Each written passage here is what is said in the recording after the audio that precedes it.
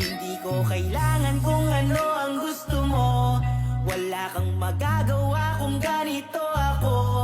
May sariling utak tong kailangang masunod. Hindi yung sayo, hindi yung sayo.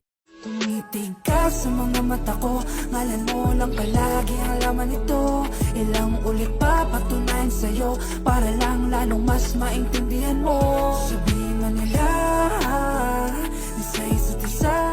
Maaaring hindi mo ko kilala, di pa tayo close kaya nayayabangan ka. Subukan mo kong kilalanin,